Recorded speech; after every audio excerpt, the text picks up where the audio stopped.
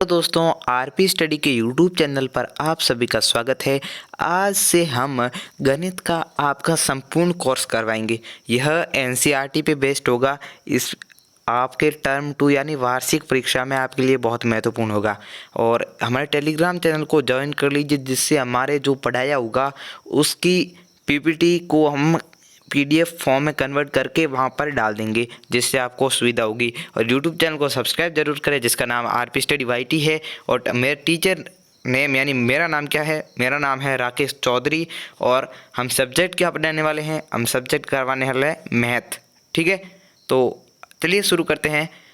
इस अध्याय में हम पढ़ेंगे क्या क्या। तो इस अध्याय में हम वास्तविक संख्या, जो हमारा अध्याय है, उसको शुरू करेंगे। तो वास्तविक संख्या क्या है, यूक्लिड विभाजन प्रमेय क्या है, एचसीएफ क्या है, अंक गणित का आधारभूत प्रमेय क्या है, परिमेय संख्याओं का दशमलव प्रसार क्या है और कैसे किया जाता है, और एनसीईआरटी के सारे प्रश्नोत्तर और ऑब्जेक्टिव क्वेश्चन यानी अन्य महत्वपूर्ण प्रश्न करेंगे। और यह क्लास का समय आप कमेंट करके ज़रूर बताना। और मेरे अनुसार तो मैं इस क्लास का समय रात 8 बजे करना चाहता हूँ और 8 बजे से ही होगी। तो इस चैप्टर में आपके लिए ये चीज़ें उपलब्ध होगी। ये यूक्लिड विभाजन प्रमेय का क्या, ये बहुत महत्वपूर्ण है। एचसीएफ और एलसीएम, इसमें ना समझो तो मैं बता दूं। एचसीएफ का क्या मतलब होता है, एचसीएफ को आप जनरली समझ लो, एचसीएफ को कहते हैं मैसब। और एलसीएम, यहाँ इस पेन थोड़ी ऐसे चलिए, और एलसीएम को कहते हैं लसब। ठीक है, लसब। तो ये दोनों चीज़ें हैं।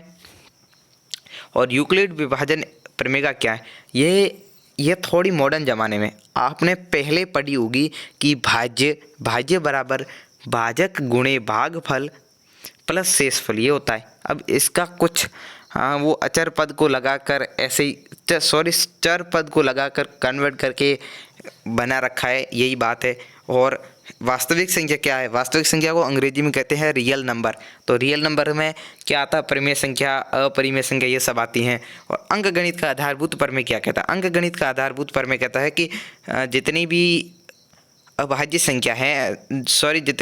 संख्या है तो उनका गुणनखंड करेंगे तब वे अभाज्य संख्या हो जाएंगी। ठीक है, इनको विस्तार से हम आगे पढ़ेंगे। और दशमलव प्रसार भी शांत, अशांत, अनावर्त, अनवसानी, अनावर्त, ये 2-3 प्रकार का होता है।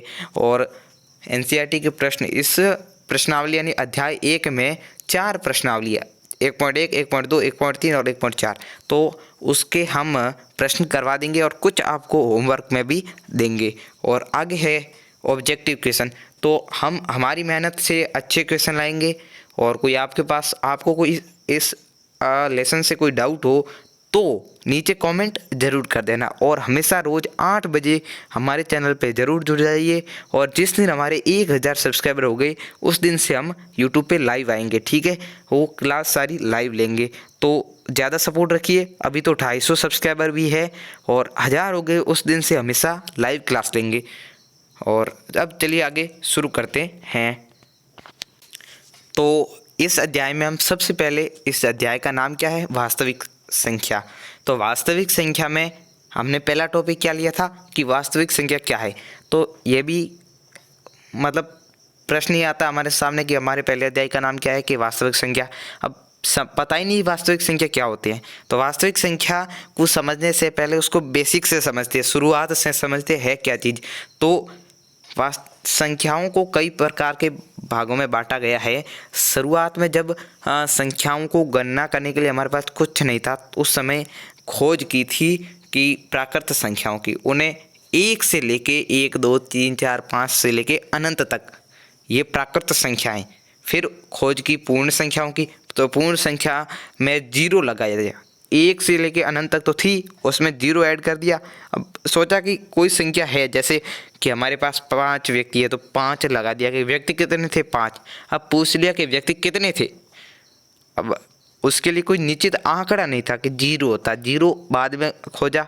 तो पहले प्राकृत संख्या थी, तो प्राकृत संख्या 1 से लेके अनंत तक होती है। और पूर्ण संख्या होती है वो 1 से लेकर नहीं, 0 से लेकर अनंत तक होती है। मतलब इसमें एक 0 ऐड हुआ है, यही बात है। आगे है पूर्ण संख्या होगी पूर्णांक। पूर्णांक में क्या होता है कि ऋणात्मक और धनात्मक संख्याओं के जो मिलन या योग होते हैं उन दोनों को एक साथ लेते हैं, उसे ही पूर्णांक कहते हैं। उसमें माइनस की संख्या होती है, जीरो भी होता है और प्लस की संख्या होती है। मतलब इधर अनंत से लेकर -2 -1 और फिर जीरो से लेकर 1 2 3 और फिर अनंत तक ऐसे होती है संख्याएं, इन्हें कहते हैं पूर्णांक। इनके बाद में आती है परिमेय संख्या। ये आपके थोड़ी लेवल की, ये छोटी बेसिक बातें आपने बचपन में बहुत पढ़ी होगी, और परिमेय संख्या तो 9th में तो बहुत पढ़ी होगी, पर हम पढ़ रहे हैं तो सबने तो ये पढ़ी नहीं होगी, इसलिए पहले परिमेय संख्या पढ़ लेते हैं। परिमेय संख्या क्या होता है कि वे संख्या जिन्हें हम P/Q के रूप में लिख सकते हैं। P/Q के रूप में सोचते हैं, पहले किसी को इसके बारे में पता नहीं है। मेरे को भी, मैं जब स्टूडेंट था तब मुझे सबसे पहले बताया कि P/Q के रूप में लिख सकते हैं, तो मैंने सोचा ये P/Q है। P/Q क्या है? तो P/Q कुछ नहीं है, इसको आप समझोगे सीधा बेसिक पहली बार समझ रहे हो तो कि जो बट्टे की संख्या होती है वही P/Q है। मतलब कि एक P और बट्टे में Q, मतलब P और Q क्या है? कोई पूर्णांक है, 2 भी हो सकता है, 3 भी, कुछ भी हो सकता है, वो चर पद है, तो उसको बट्टा में रखना है। तो बट्टे वाली संख्या ही परिमेय होती है। और जहाँ अब इस लेवल में पढ़ना होगा तो ऐसे लिखना पड़ेगा कि वे संख्याएं जिन्हें हम P/Q के रूप में लिख सकते हैं जहाँ Q बराबर 0 ना हो और P और Q दोनों पूर्णांक है। पूर्णांक में क्या होगा? माइनस की संख्या हो सकती है, प्लस की हो सकती है और जीरो भी हो सकता है, पर Q 0 के बराबर नहीं होना चाहिए। यह भी बहुत महत्वपूर्ण बात है कि Q 0 के बराबर नहीं होगा। और Q नहीं हो सकता, ये मतलब जो संख्या है इसको आप ऐसे समझो, यहाँ लिख ला हमने कि 2/0। अब प्रश्न आ जाए कि क्या यह परिमेय संख्या है? तो आप कहोगे तो हमें डिफिनेशन में यही कहा गया कि बट्टे में 0 नहीं होना चाहिए, पर यहाँ तो बट्टे में 0 हो गया। अब 0 हो गया तो नहीं होगी ये परिमेय, सीधी सी बात है। अब दूसरी बात देखते हैं कि यह, जैसे ये 3 दे रखा है, अब 3 आप सोचोगे इसके बट्टे में कुछ है नहीं, ये परिमेय नहीं है। पर यहाँ आपकी सोच गलत होती है। मतलब किसी को पता है तो मैं ऐसे नहीं कह रहा हूँ, पर किसी को नहीं पता उसके लिए कह रहा हूँ कि यहाँ इसके बट्टे में 1 होता है। कोई भी संख्या हो ना, उसके 1 बट्टे में होता है, कैसी भी संख्या हो। मतलब डायरेक्ट 3 लिखा है तो 3 लिखा है तो 3 के बट्टे में 1 है, वो लिखा नहीं है, वो गणित का नियम तरीके से आप समझ सकते हो, ठीक है। हाँ, आगे देखते हैं हम कि इसको समझ गए होंगे, ये बहुत आसान है, आप बचपन से इसको पढ़ ही रहे हैं। और क्या इसमें कि वे संख्या जिन्हें P/Q के रूप में लिख सकते हैं और Q बराबर 0 ना हो और P और Q दोनों पूर्णांक है, ठीक है। अगली है कि अपरिमेय संख्या। अब परिमेय समझ लिया होगा। अब 9th तक आपने अपरिमेय के बारे में सुना होगा कि संख्या होती है अपरिमेय, पर होती क्या उसकी परिभाषा आपने कुछ नहीं सुना होगा। तो वे संख्या जिन्हें हम P/Q के रूप में नहीं लिख सकते वे अपरिमेय संख्या कहलाती है, ठीक है। बहुत ही आसान, इसमें क्या है कि वे संख्या जिन्हें हम P/Q के रूप में लिख सकते हैं वे तो परिमेय है, और जिनको नहीं लिख सकते वे अपरिमेय है। और अपरिमेय में जनरली क्या आता है मैं आपको बता देता हूँ। रूट की संख्याएं, कोई भी रूट नहीं, रूट में भी कुछ पूर्ण वर्ग वाली निकलती है, वो हम आगे पढ़ेंगे, बता देंगे। और वे संख्या निकल जाती है, बाकी सब आती है। और इसमें जो ऐसे आती है कि 0/1 फिर 0 0 2, वो उनका पैटर्न है अलग हो, सेम संख्या दोबारा ना आए। वो जैसे देखो एक संख्या होती है 22/7, यहाँ प्रश्न आ जाता है कि पाई एक अपरिमेय संख्या है। मैं आपकी जानकारी के लिए यही बता देता हूँ कि प्रश्न भाई लिखा आता है एग्जाम में अपने यहाँ कि पाई, यहाँ लिखा आता है कि यह संख्या है, नीचे ऑप्शन में आ जाए ए परिमेय, परिमेय परिमेय, बी में आ जाए अपरिमेय, सी में आ जाए प्राकृत और डी में आ जाए डी में कुछ भी ले लो भाई पूर्ण संख्या। अब आप क्या किस पे क्लिक करोगे वो मैं जानना चाहता हूँ। जल्दी से कमेंट करो, जल्दी से कमेंट करो और बताओ कि आप किस पे क्लिक करोगे।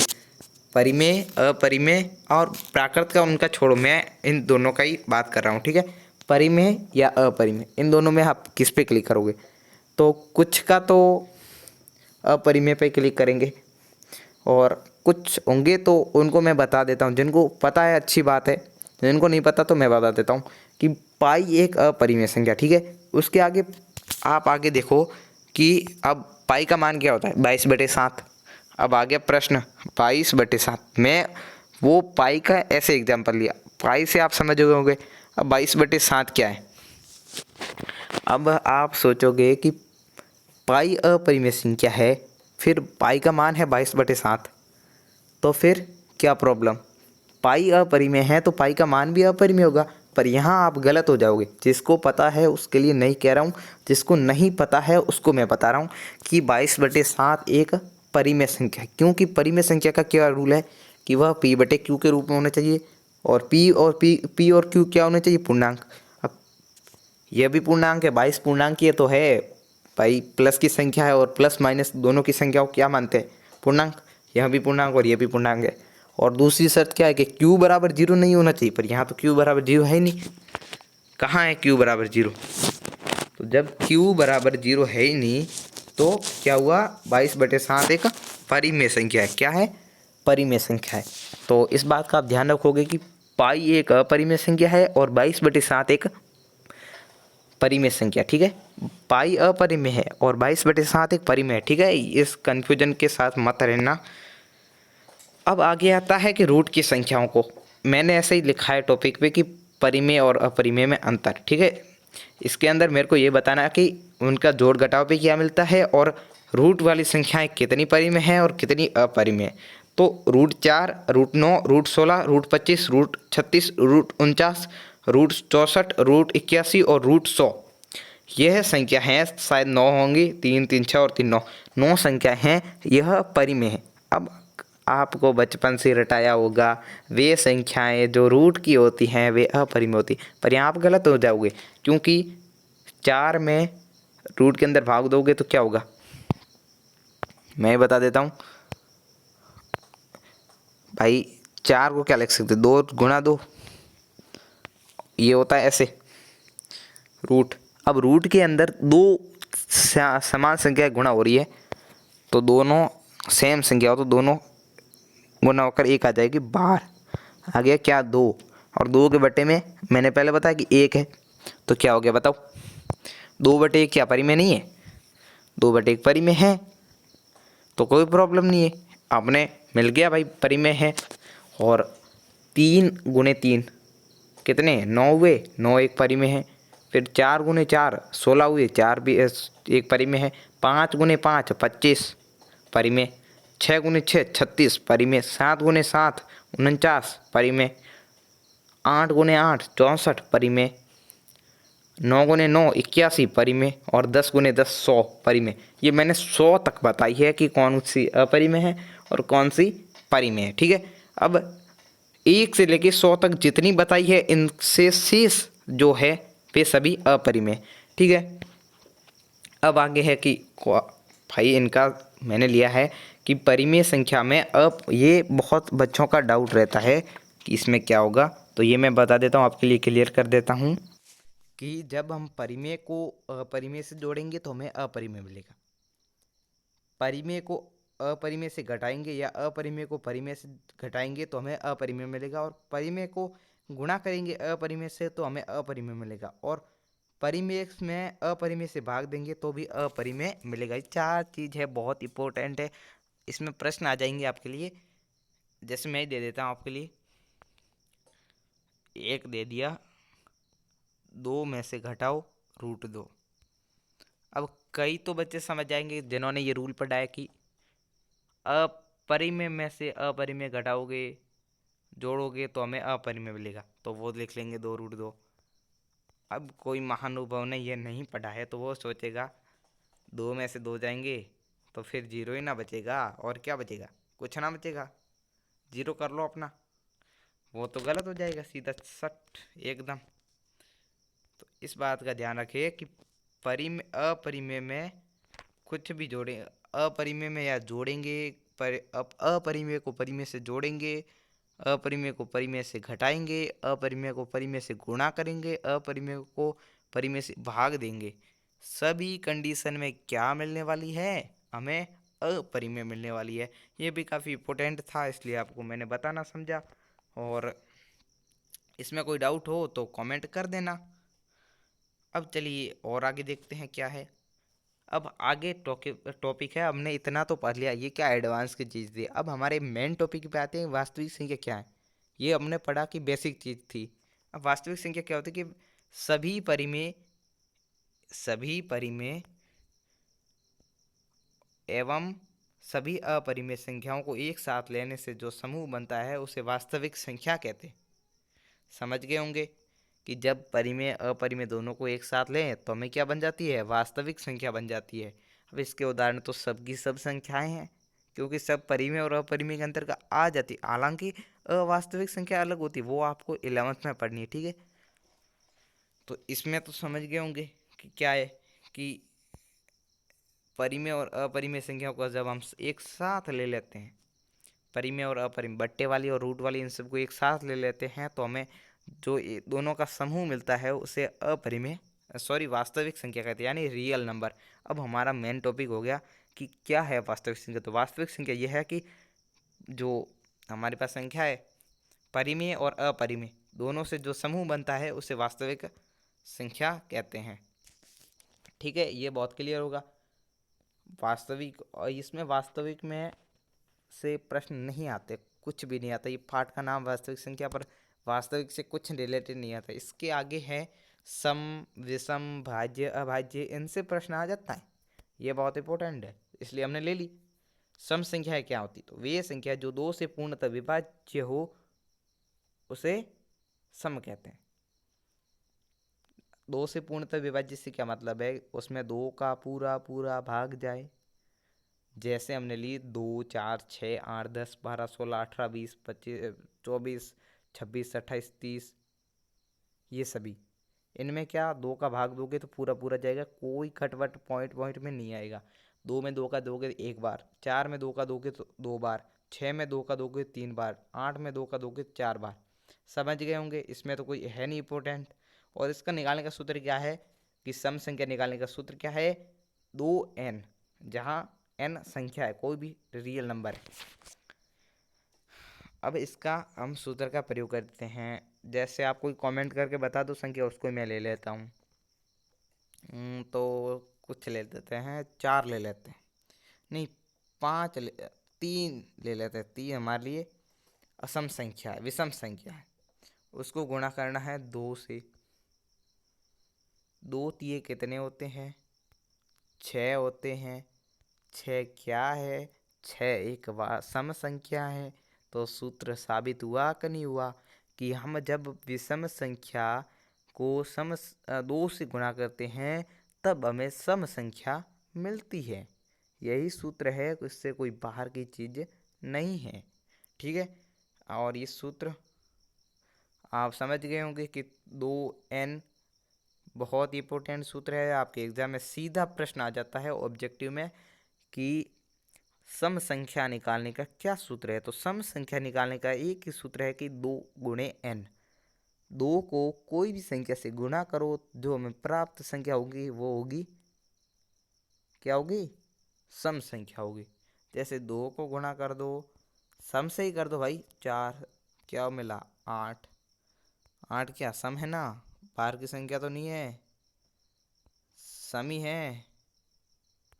फिर कोई प्रॉब्लम मेरे हिसाब से तो कोई ना होगी, और होगी तो भाई बता दो, हल कर दूंगा। आगे है विषम संख्या। सम समझ लिया, सम में ज़्यादा कुछ ना है। सम में इतनी बातें हैं कि 2 से पूर्णतः विभाज्य हो उसे सम कहते हैं।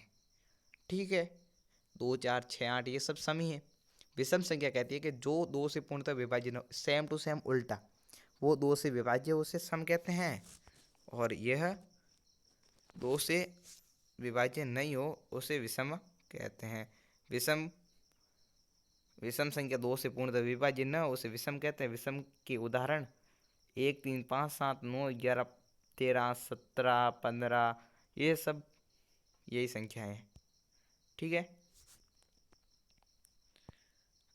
अब इसका भी कोई सूत्र होगा निकालने का, तो उसी सूत्र पे बात कर लेते हैं। विषम संख्या निकालने का सूत्र, क्या सूत्र है? 2n+1, और इसका क्या था? 2n, इसका 2n+1। तो जो हमें मिलेगी संख्या 2 गुणा n से, उसमें क्या जोड़ देना है? 1 जोड़ देना है, जिससे हमें क्या मिल जाएगी? आगे की संख्या। तो वो संख्या हमें मिल जाएगी। और आप अभी जाकर हमारे चैनल को लाइक कर, एक सब्सक्राइब कर दें, एक अच्छा सा नीचे कमेंट कर दें, और चैनल को लाइक जरूर, इस वीडियो को लाइक ज़रूर करें। इतनी मेहनत कर रहे हैं आप सबके लिए, जिसने अब तक इतना वीडियो देख लिया होगा और क्लास में कुछ आपको सीखने को मिल रहा है, तो नीचे कमेंट करके बता देना कि थैंक यू सर, या समझ आ रहा है। इतना समझा दो जिससे मुझे भी पता चले कि मेरे स्टूडेंट को समझ में आ रहा है या नहीं आ रहा है। नहीं आ रहा तो मैं मेरे अंदर इम्प्रूव लाऊं। और अपने दोस्तों के साथ आप शेयर जरूर करें। निकालने का सूत्र, अब इस सूत्र को हम उपयोग में लेते हैं। क्या, जैसे कोई हम ले लेते हैं सम संख्या, तो 2 को 2 से गुना कर दो। भाई सम 4 ले लेते हैं, 2 गुने 4 कितने हुए? 8। 8 में 1 जोड़ दो, 9। 9 क्या है? 9 क्या है? 9 एक विषम संख्या है। क्या है? 9 एक विषम संख्या है। तो हमें मिल गया सूत्र, हमारा सही साबित हुआ कि भाई जो सम है जो 2 गुणे n+1 है, कि किसी भी n कोई संख्या है, n को 2 से गुणा करोगे तो प्लस में 1 जोड़ोगे तो हमें क्या मिल जाएगा? विषम संख्या। और अब आगे आता है हमारा भाज्य और अभाज्य। ये बहुत इंपॉर्टेंट है, यहाँ से प्रश्न आते हैं। तो भाज्य संख्या क्या होती है वह भी देख लेते हैं। भाज्य संख्या वे संख्याएं जिनके 2 या 2 से अधिक गुणनखंड हो, वे भाज्य कहलाती हैं। अब कोई बच्चे सोच रहे होंगे सर गुणनखंड क्या है? तो अब आपके सर बताएंगे कि गुणनखंड क्या है। तो गुणनखंड, गुणनखंड तो पता ही होगा, वो ऐसे वाला होता है ना, ऐसे। मैं बताऊं अभी, रुको 2 सेकंड। अब जैसे 20 का करना गुणनखंड, तो 2 कर दो, फिर 10 कर दो, फिर 2 कर दो, 5, 5 में 5 का और एक बार, ये होता है ना, इसी को ही कहते हैं, इसको कहते हैं गुणनखंड। ठीक है, जिनको पता है, मेरे को पता है, बहुत सारे बच्चों को पता है, फिर भी मैं उनके सबको पीछे नहीं छोड़ना चाहिए। इस टीचर का धर्म होता है कि सबको साथ लेके चलो, क्योंकि सबका दिमाग एक जैसा नहीं होता। ठीक है, और अपने दोस्तों के साथ अभी का भी शेयर कीजिए कि सारा पीडीएफ के साथ पढ़ा रहे हैं, और पीडीएफ टेलीग्राम चैनल पर भी अपलोड कर रहे हैं। और आगे इसके एग्जाम्पल भी देख लो। इसमें 2 या 2 से अधिक गुणनखंड से क्या तात्पर्य है? तो 2 या 2 से अधिक गुणनखंड से मतलब यह है कि जैसे ये 2 है, या हमने उदाहरण 4 लिया, तो 4, इसके 2 या 2 से अधिक गुणनखंड होने चाहिए। तो 4 में 2 से अधिक नहीं, 2 या भी नहीं है, 2 से अधिक गुणनखंड होंगे उसे भाज्य कहेंगे। 2 का भाग दिया, 2 मिला, 2 में 2 का, 1 में 1 का, बात खत्म। भाई ये एक मैंने ऐसे लिया है कि काम देगा आपके लिए। तो ये 3 गुणनखंड हो गए, इसके 3 हो गए, मतलब ये 2 से ज़्यादा है। 2 से ज़्यादा मतलब क्या हुआ? भाज्य संख्या है। क्या संख्या है? भाज्य संख्या है।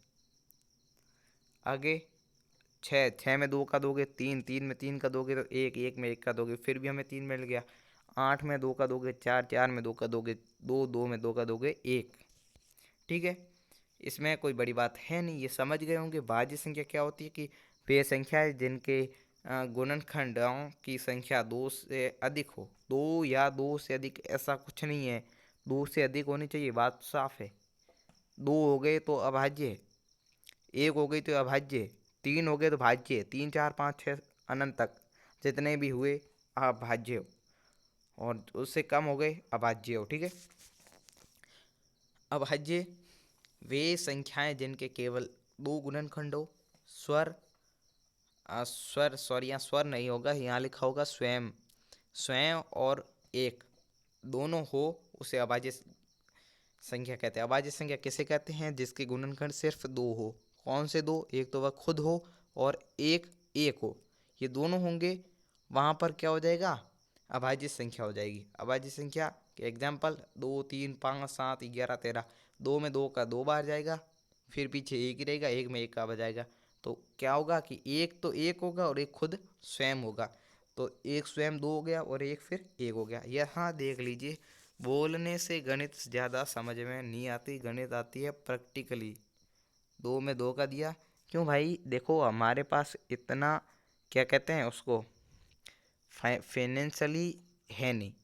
आप जब मदद करोगे तब हम एक अच्छा सा लैपटॉप लाएंगे और फिर आपको अच्छे से बढ़ाएंगे। तो तब तक आप सपोर्ट करते रहिए, दोस्तों के साथ शेयर करते रहिए, हमसे जितना हो पा रहा है उतना हम करते जा रहे हैं। अब एक से एक का भाग एक बार, यहाँ कुछ नया। तो यहाँ क्या होगा, एक तो स्वयं हो गया और एक हो गया। स्वयं मतलब खुद, तो खुद हो गया एक तो खुद हो गया, फिर दूसरा ये हो गया। तो ये दोनों मिलके, जहाँ ये दोनों ही हो उसे अभाज्य संख्या कहते हैं। अभाज्य संख्या के उदाहरण 2, 3, 5, 7, 11, 13। ठीक है, आप समझ होंगे। अब इसमें दो बात है कि एक एक संख्या, आप सोच रहे होंगे सर ना एक सम में आया ना एक सॉरी ये ना सर एक भाज्य में आया ना अभाज्य में आया, तो एक क्या है? तो एक न तो अभाज्य है और न भाज्य है। क्योंकि देखो, भाज्य की क्या शर्त है कि दो से अधिक हो। ठीक है भाई, एक ने कहा मेरा तो दो ही नहीं है, एक कहाँ से लाऊंगा? फिर अभाज्य ने कहा कि भाई तू दो ला, दो से पहले हम हमारे अंदर नहीं रखेंगे। तो इसने कहा मैं तो, आपने कहा है कि एक तो स्वयं होना चाहिए और एक एक होना चाहिए। भाई मैं तो वो स्वयं ही एक हूँ, मैं क्या हूँ? वह स्वयं ही एक हूँ। तो फिर कैसे पूरा होगा? इसीलिए एक को नहीं रखा। फिर आगे है कि एकमात्र सम अभाज्य संख्या दो है। एक ऐसी भी संख्या है जो सम भी है और एक अभाज्य भी है। तो वह संख्या कौन सी है? तो वह संख्या है दो। तो ठीक है, आज की क्लास यहीं रोकते हैं। आपको कैसी लगी वो कमेंट करके ज़रूर बताना और अपने दोस्तों के साथ शेयर करें। इस क्लास को बनाने में बहुत मेहनत लगी हमारी, और इस मेहनत को ज़ाया मत जाने दीजिए। ज़्यादा से ज़्यादा बच्चे पढ़ें, जिससे हमें भी मोटिवेशन मिले। और पढ़ाने में कोई कमी हो, समझ में नहीं आ रहा कोई चीज़, तो एक कमेंट कर दे, जिससे हम अगली क्लास में आपका कमेंट ज़रूर लेंगे। ऐसी बात नहीं है कि आपका कमेंट नहीं पढ़ेंगे, आपका कमेंट ज़रूर पढ़ेंगे। और अभी जाकर हमारे टेलीग्राम चैनल को ज़रूर ज्वाइन करें, नीचे डिस्क्रिप्शन में लिंक है। और इस अध्याय को हम 6-7 दिनों में क्लियर कर देंगे, फिर बहुपद शुरू करेंगे और पूरा सिलेबस हम ही करवाएंगे A to Z। और इसका जो आज पढ़ाया है उसकी पीपीटी है, जिसका लिंक है वो नहीं, जो पीपीटी आपको PDF के फॉर्म में टेलीग्राम चैनल पे मिल जाएगी। टेलीग्राम चैनल का नाम है RP Study YT। और thanks for watching this session. मिलते हैं नेक्स्ट सेशन में।